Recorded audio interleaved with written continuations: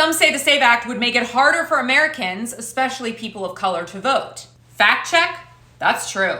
The bill would also require proof of citizenship, like a passport, real ID, or birth certificate to register for federal elections. About 11% of people of color don't readily have access to citizenship documents. In fact, nearly half of Americans don't even have a passport, and getting one costs between $130 and $247. And if you're changing a name on a birth certificate, that can run you $100 to $400. Okay, so another claim, the SAVE Act would disenfranchise 69 million women. Fact check, this one needs more context. Roughly 69 million women have last names that don't match their birth certificates because they took a spouse's name. So while the bill won't likely block all of them from voting, it can create unnecessary hurdles. Like some women may need additional documents like a marriage license or a divorce decree.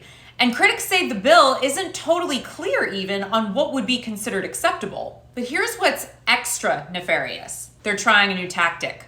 Take a listen. You worked with a lot of these women in Congress. They are brilliant. They're smart. Why do you suggest that they don't know how to prove their citizenship by bringing a passport or a birth certificate or a marriage certificate and or the new Social Security card that gets issued right after they get married? This is all nonsense. But really what they're saying is that they think that specifically black men are just not smart enough to get a license, or black women are not smart enough to get a license or the proper registration to be able to exercise their rights. We're smart enough to have our birth certificate and to get an ID with our name on it. We can do this. But that's not the issue. The issue is this. You already prove who you are when you register to vote. And this extra documentation, it's not required if you never changed your name, like most men. So if some groups have to pay extra money to vote and others don't, that's a poll tax. Get it? And can we put to rest undocumented immigrants voting?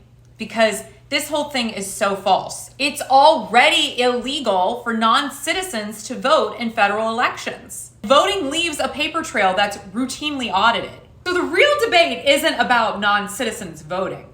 It's about whether new rules create barriers, whether they be for immigrants, whether they be for trans people or women or people of color, and who ends up paying for them. So don't buy into the hype and don't buy into the propaganda. The SAVE Act is voter suppression. It is a poll tax. It is completely unnecessary. We already have plenty of rules in place that prevent non-citizens from voting. What they're trying to do is to make it harder for the average American citizen to cast a vote. And no matter what side of the political aisle you are on, that, my friends, should concern you.